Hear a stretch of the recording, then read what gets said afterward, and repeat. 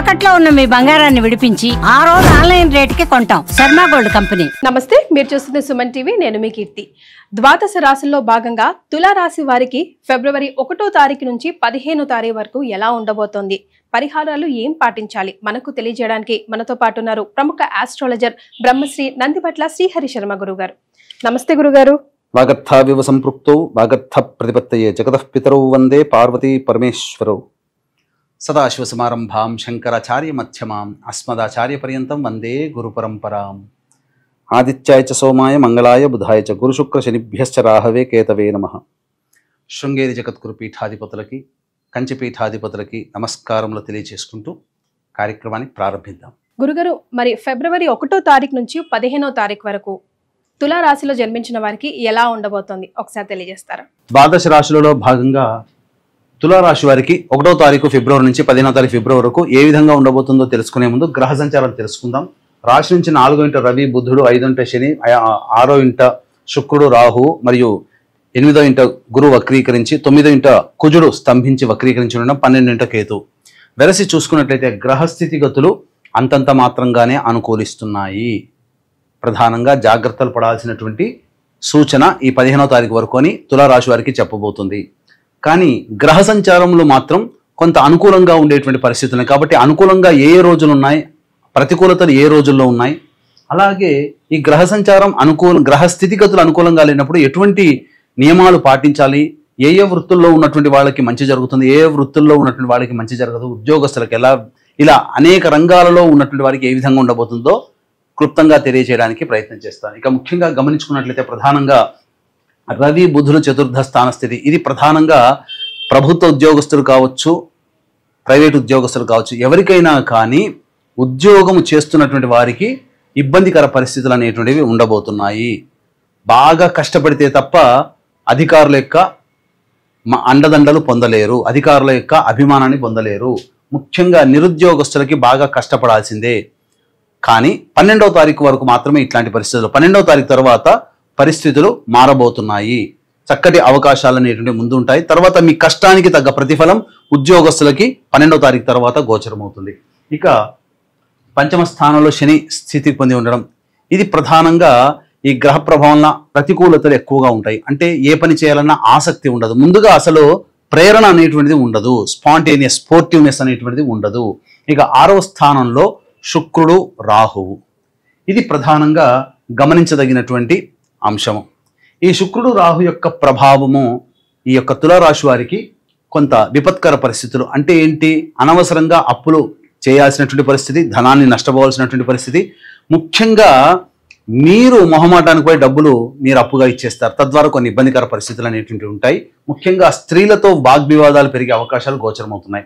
గురువు ఒక్కడు మాత్రం కొంత యోగిస్తున్నాడు. అష్టమ స్థానంలో ఉన్నప్పటికీ కూడా వక్రీకరించినటువంటి ప్రభావం చేత మీరు నిజాయితీగా కష్టపడి పనిచేసినా, అలాగే దైవానుగ్రహాన్ని పొందుతూ మీరు కనుక జీవితంలో ఉన్నట్లయితే ఈ 15 రోజుల పాటు దైవానుగ్రహం మీకు సంపూర్ణంగా కలిగి మీరు సమస్యల నుంచి బయటపడతారని చెప్పవచ్చు. ఇక కుజుడు యొక్క 9వ స్థానంలో వక్రీకరించి స్తంభించి స్థితి పొంది ఉండడం కారణం చేత ప్రధానంగా ఈ న్యాయవాద సంబంధమైనటువంటి విషయాల్లో కొంత ప్రతికూలతలు ఎదురయ్యేటువంటి అవకాశం ఉంటుంది. ఆస్తుల పంపకాల విషయాల్లో కొంత ఇబ్బందికర పరిస్థితులు, వాగ్వివాదాలు జరిగేటువంటి అవకాశాలు గోచరమవుతున్నాయి.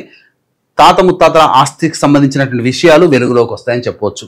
ఇక 12వ ఇంట కేతువు, 6వ ఇంట రాహు ప్రభావం, మీరు ఎంత గొప్పగా పోరాట పటిమతో మీరు ప్రయత్నం చేసినప్పటికీ కూడా కేతు యొక్క ప్రభావం వలన కొన్ని ఇబ్బందికర పరిస్థితులు అనేటువంటివి ఎదురవుతాయి. కాబట్టి జాగ్రత్తలు పాటించండి. వివాహం కావాల్సినటువంటి అబ్బాయిలకి అమ్మాయిలకి ప్రయత్నాలు చేస్తే వివాహం నిశ్చయం అవుతుంది. ఇక ముఖ్యంగా విద్యార్థులకి శ్రమ పడితే తప్ప మీకు విదేశీ యానానికి సంబంధించినటువంటి ప్రయత్నాల్లో మంచి శుభము జరగదు. కాబట్టి శ్రమపడే ప్రయత్నాన్ని ఎక్కువగా చేయండి. విద్యార్థులు కష్టపడితే కానీ పరీక్షల్లో ఉత్తీర్ణత శాతాన్ని పొందుతారని చెప్పవచ్చు.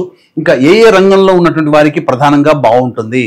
ముఖ్యంగా ప్రభుత్వపరమైనటువంటి కాంట్రాక్టులు, ప్రభుత్వ రంగంలో పనిచేసేటువంటి వాళ్ళకి గడ్డు కాలంగా చెప్పవచ్చు. ప్రభుత్వ పరంగా ఏవైనా సహాయాలు పొందాలనుకున్నప్పుడు వాటికి సంబంధించినటువంటి ఆలస్యాలు సూచన చేయబడుతున్నాయి.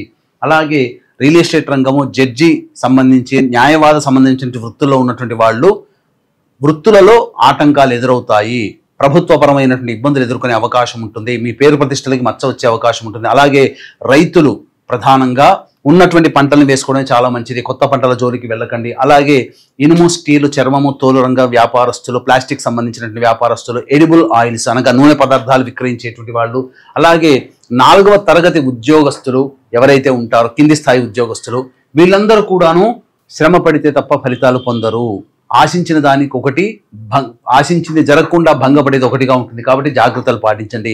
మరి ఎవరికయ్యా బాగుంటుంది, ఏ వృత్తిలో ఉన్నటువంటి వాళ్ళకి బాగుంటుందని అంటే ప్రధానంగా ఈ సంబంధించినటువంటి హోటల్స్, రెస్టారెంట్స్, అలాగే FMCG ప్రొడక్ట్స్, సూపర్ మార్కెట్స్, తోపుడు బండ్ల వ్యాపారస్తులు, అలాగే కర్రీ పాయింట్స్ నడుపుకునేటువంటి వాళ్ళు, పూజా స్టోర్స్, తీర్థయాత్ర నడిపేటువంటి వాళ్ళు, జ్యువెలరీ రంగము, ఎడ్యుకేషనల్ రంగము, అలాగే ఈ సంబంధించినటువంటి ఫుడ్కి సంబంధించినటువంటి అన్ని వ్యవహారాల్లో ఉండేటటువంటి వాళ్ళందరికీ కూడాను చక్కటి యోగదాయకం ఉంటుంది. కాకపోతే ఆరోగ్యం పట్ల శ్రద్ధ వహిస్తున్నట్లయితే ఇంకా సమర్థవంతంగా మీ యొక్క జీవితాన్ని కొనసాగిస్తారు.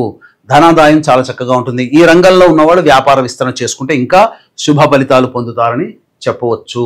ఇక ప్రధానంగా చూసుకుంటుంది ఏతావాత చూసుకున్నట్లయితే ప్రధానంగా ఈ తులారాశి వారు కాస్త జాగ్రత్తలు పాటించాలి, ముందు చూపుతో వ్యవహరించాలని చెప్పవచ్చు. అయితే 1వ తారీఖు నుంచి 15వ తారీఖు వరకు ఖర్చులు, ఆదాయాలు ఏ విధంగా ఉంటాయని తెలుసుకునే ముందు వీక్షించేటువంటి ప్రేక్షకులకి గమనిక. ఈ నెల 12వ తారీఖు రోజున మహామాఘి అంటే మాఘ పౌర్ణమి. ఈ సందర్భంగా త్రివేణి సంగమం ప్రయాగరాజ్ క్షేత్రంలో 144 ఏళ్లకు ఒకసారి వచ్చే మహాకుంభమేళా జరుగుతుంది.